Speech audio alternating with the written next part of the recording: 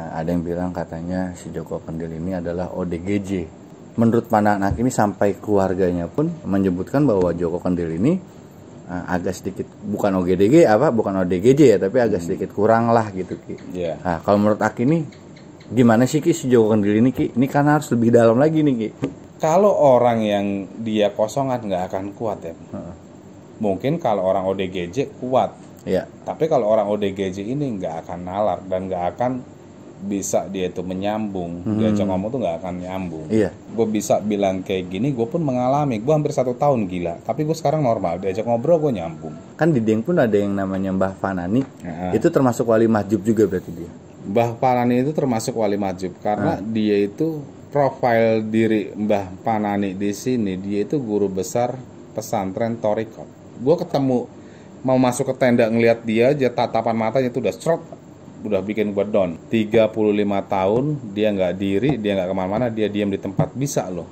Nggak akan bisa. Dia belajar dari alam.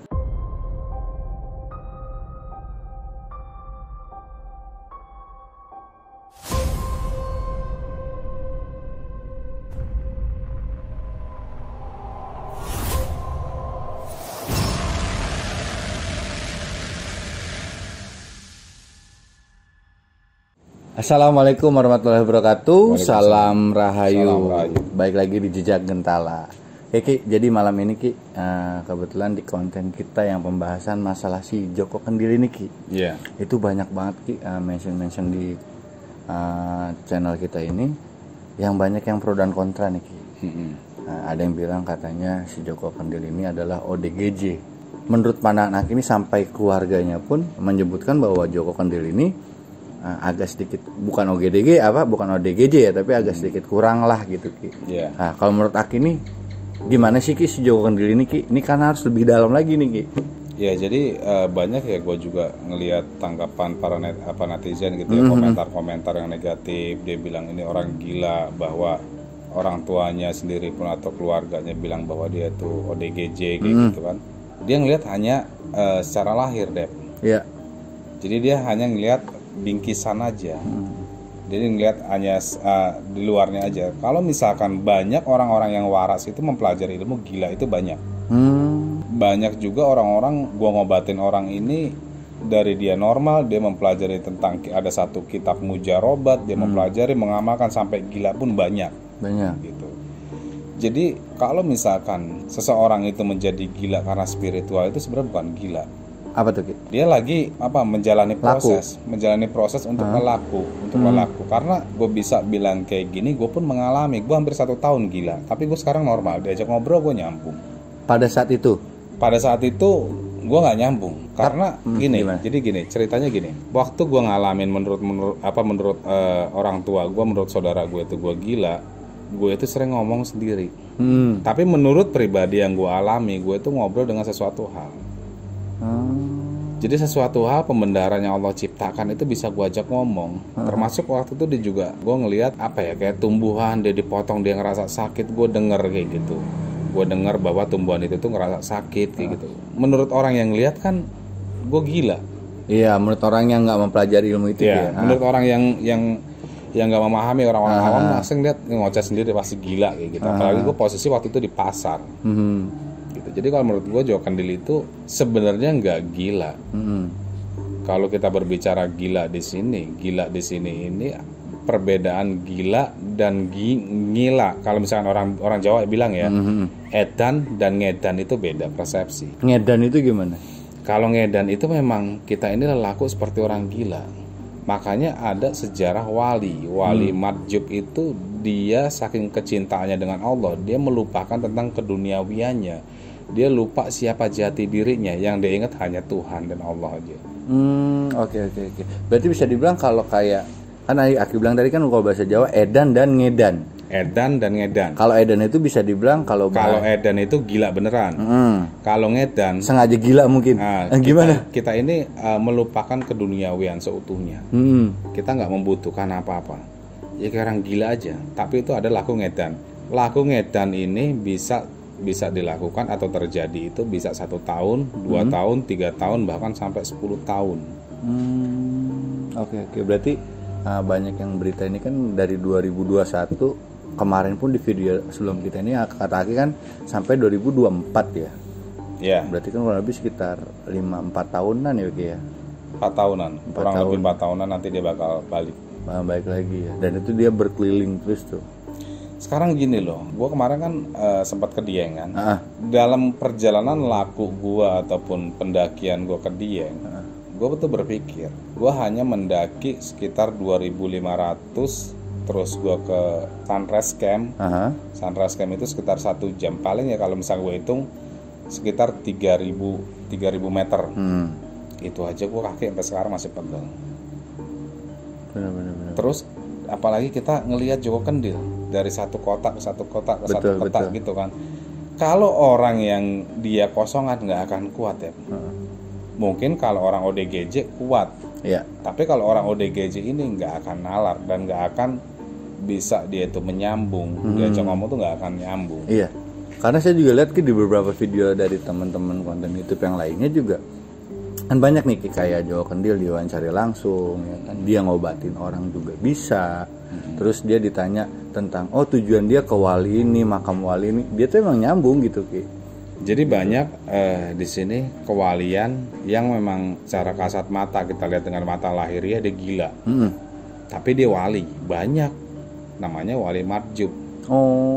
Itu banyak. Kalau kita yang melihat tidak memahami tentang ilmu spiritual ataupun kepekaan, kita bisa mengatakan dia orang gila. Dan kita cuek aja. Nah, kita cuek aja, pasti bilang orang gila gitu. Nah, makanya di sini pemahamannya itu ada di sini namanya Wali Supardi, Wali Pardi. Wali Pardi ini kerjanya hanya ngopi, ngerokok, tapi dia bisa menemukan Nabi Khidir. Jadi kalau misalkan buat teman-teman netizen yang nggak terlalu paham, jangan menghujat. Di part sebelumnya Joko Kendil itu saya udah bilang jangan menghujat, kecuali dia mampu menjalankan. Gitu. Jadi emang orang sekarang itu memang apa ya? Menurut gue itu logika aja sih yang dikedepankan. Logika yang dipakai, logika dipakai, mata lahir yang dipakai, terus nyinyir gitu. Betul. Nah balik lagi kalau tadi Nabi Khidir ya yang disebutkan tadi kan dia bisa sampai menyerupai atau berwujud lah ya Ki, bisa dibilang ya. Sampai sekarang itu masih ada nggak sih Ki beliau? Masih ada, sampai saat ini masih ada. Masih berwujud juga? Masih berwujud. Cuman orang-orang tertentu dan orang-orang pilihan yang bisa menemukan dia. Yang udah sampai tahap kewaliannya itu tinggi. Kalau orang-orang yang masih biasa-biasa nggak akan bisa ketemu dia. Nggak akan ketemu ya? Nggak akan ketemu. Oke, terus Ki, kalau yang tadi Aki selalu bilang wali majub, itu sebetulnya hampir sama nggak Kiki dia tingkat karomahnya dengan kayak Wali Songo seperti Wali Sunan Kalijaga atau Sunan Bonang dan segala macam, itu hampir sama nggak sih Kiki? Hampir sama tapi beda perjalanan. Jadi setiap wali itu mempunyai karomah itu berbeda-beda. Kalau wali majub ini dia dikasih rintangan, dia harus bisa menjalankan tentang ikhlas dan pasrah. Dihina orang pun dia harus ikhlas. Karena apa? Dia harus menjadi orang gila walaupun dia nggak gila. Berarti model kayak ini ya. Ya kemarin akhir belum lama ke Dieng nih, ya kan? Kan di Dieng pun ada yang namanya Mbah Panani. Itu termasuk wali majub juga berarti dia. Mbah Panani itu termasuk wali majub karena dia itu profil diri Mbah Panani di sini, dia itu guru besar pesantren Torikot. Torikot yang memang dia itu menjalankan perjalanan Torikot, akhirnya dia itu lebih senang mengasingkan diri dan bertapa. Kalau orang melihat Mbah Panani di sini dilihat ya mungkin ya maaf gini ya, bukan menghina. Mungkin kalau orang-orang yang nggak memahami tentang spiritual dia akan bilang ODGJ. Tapi di saat gue itu menemukan langsung di Dieng, auranya, powernya kuat banget. Gue ketemu mau masuk ke tenda ngelihat dia aja, tatapan matanya itu udah bikin gue down. Itu Aki yang sekelas Aki lah gitu ya, yang udah paham spiritual bertahun-tahun ya. Iya, karena gue sempat masuk ya, dan di situ dia rambutnya itu udah hampir 2 meter, dan rambutnya itu buat bantalan dan duduk dia buat tidur. Bayangkan sekarang misalkan lo bayangkan aja 35 tahun dia nggak diri, dia nggak kemana-mana, dia diam di tempat, bisa loh? Nggak akan bisa. Dia belajar dari alam, kayak tumbuhan ya, pohon kayak gini nih. Ini pohon ini sampai dia itu dari dia bibit sampai dia mati dia akan diam di sini. Nah itu ilmu yang paling susah dipelajari. Karena gua tanya sama warga situ, dulunya itu belum jalan raya, Jadi di jalur utama Dieng itu belum jalan raya. Dulunya itu masih banyak hutan pohon bambu. Dan dia mulai diem di situ tuh waktu itu di bawah pohon bambu kuning sampai dibangun jalan raya, dan sampai sekarang kota Dieng itu rame. Dia masih ada di situ. Tapi ada waktu-waktu tertentu di saat beberapa saksi ya ataupun narasumber yang gue dapat kemarin, di saat waktu-waktu sholat dia nggak ada di tenda, padahal dia nggak bisa jalan. Bingung nggak lo? Nah itu dia buat teman-teman Jejak Gantala, kalau dipikir logika ya nggak akan bisa masuk, nggak masuk akal. Gue sendiri pun masuk. Dia itu nggak bisa jalan, Dep. Saking karena udah terlalu lama kali ya. Terlalu lama nggak bisa jalan. Tapi gue masuk ke tenda itu, gue nggak nyium bau pesing, gue nggak nyium bau kotoran. Dan gue pun aneh, gue masuk ke dalam nggak nyium bau kayak gitu. Harusnya kalau memang dia itu nggak ada sesuatu hal yang spesial, otomatis sih pasti BAB dan kencing di situ. Pasti betul, bau. Tendanya itu hanya sekitar 2 kali 2,5 lah. Enggak gede juga ya? Enggak gede, kayak tenda aja, tenda camping kayak tenda lah, tenda cuman pakai terpal. Waduh teman-teman tuh coba. Ya itulah bisa dibilang karomahnya orang, kita nggak bisa ini kayak. Makanya bisa. Jangan suka ya, jangan pernah ngejudge sesuatu dari pandangan mata lahiriah kita aja kayak. Tapi batinnya pun harus bisa menelaah di situ teman-teman gitu loh. Nah terus tadi Wali Majub selain itu kan Mbah Fanani tadi agak menarik juga nih Ki, masalah Mbah Fanani ini. Dia kan di awal berarti pada saat pembangunan jalan tersebut pun nggak ada yang berani untuk nggak ada yang berani geser. Sampai dia tuh tenda itu bukan kemauan dia, tapi ada satu warga yang memang dia bangun rumah, dia kasihan lihat orang Mbah Fanani ini dibuatkan tenda. Oh memang pada saat dia pertama kali dia melakukan ritual tersebut atau lakukan tersebut memang dia nggak beralaskan apa-apa. Enggak. Orang tapak gimana sih? Iya, cuman 35 tahun. 35 tahun lo bayangin. Dari anak dia ninggal anak itu umur waktu itu tuh kalau nggak salah gue dengar dari narasumber ataupun cerita warga sekitar, dia ninggal anak waktu itu umur 2 tahun. Sampai anaknya sekarang udah punya anak. Udah punya cucu. Udah punya cucu Mbah Fananinya. Dan di situ sempat dulu dibawa buat pulang ke daerah Cirebon karena dia kan pesantrennya Cirebon. Itu sempat rame bahwa Mbah Fanani ini udah sempat dibawa ke Cirebon, akhirnya dia balik lagi sendiri. Sempat dibawa sama keluarganya. Oh, tapi emang dia udah ada mengukuhkan hatinya kali ya. Terus kalau kita mau menemukan dia ataupun kita mau niat jahat sama dia, yang pasang badan itu orang-orang Dieng. Oh gitu.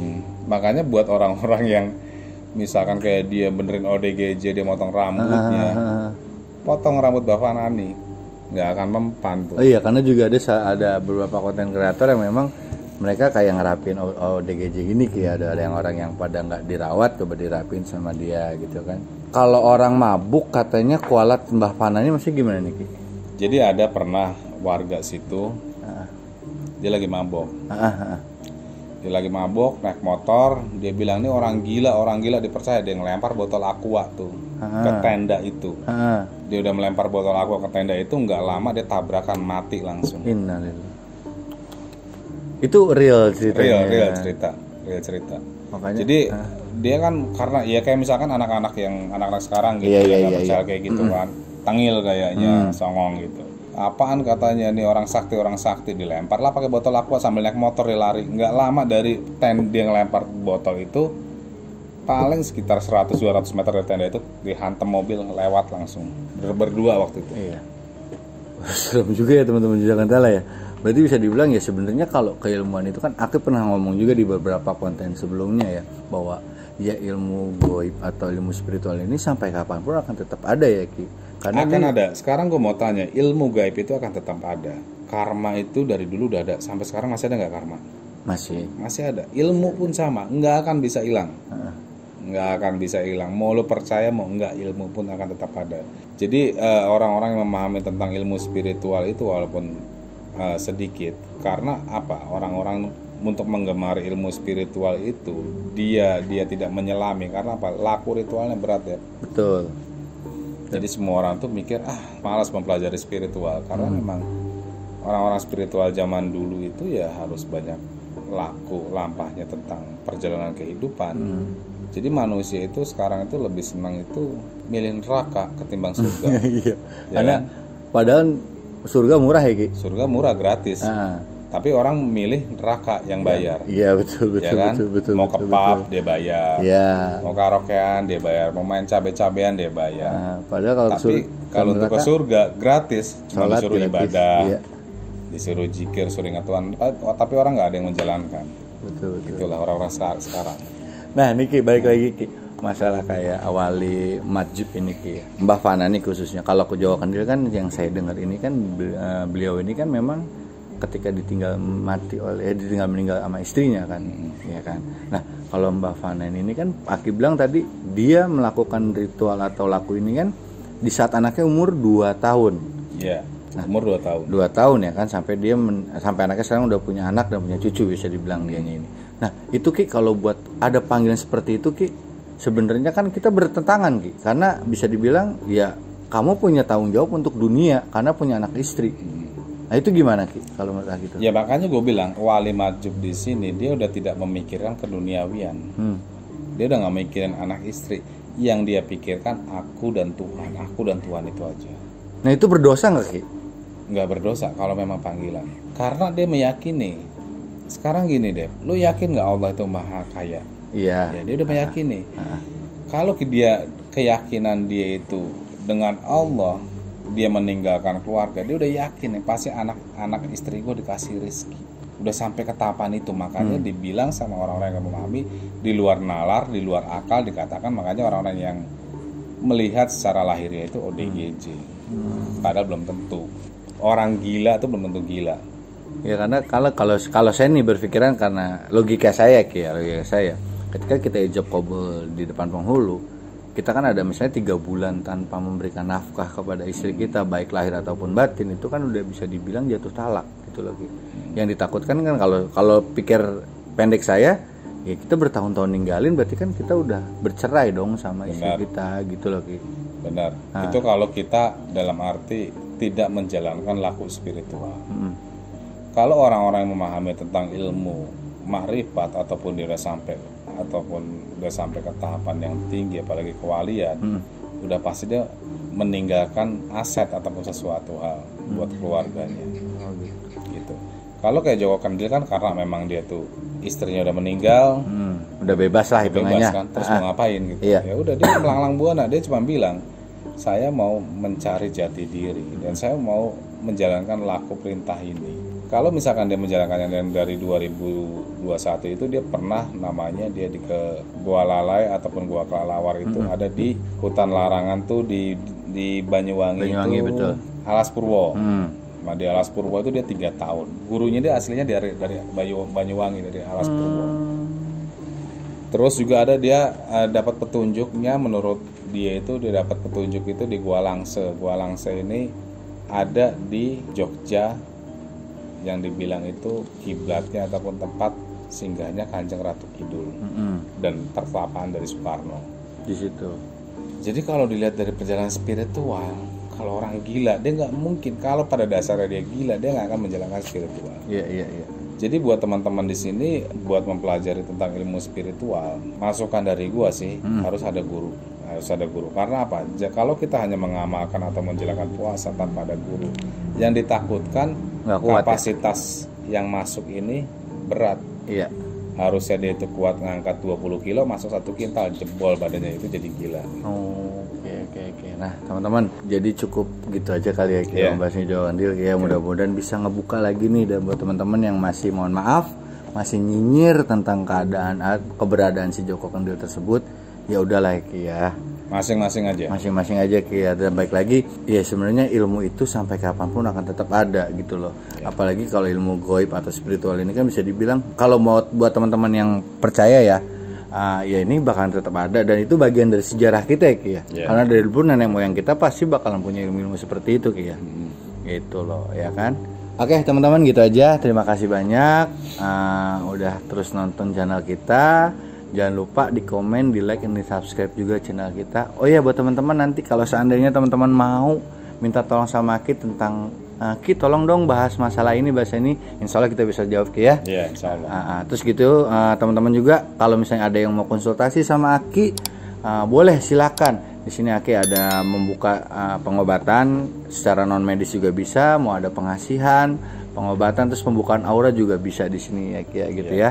Nanti tinggal lihat aja di deskripsi kita ada nomor WA-nya Aki, bisa langsung japri ke Aki. Oke teman-teman, gitu aja. Wabillahi taufik wal hidayah. Wassalamualaikum warahmatullahi wabarakatuh. Salam Rahayu. Salam Rahayu.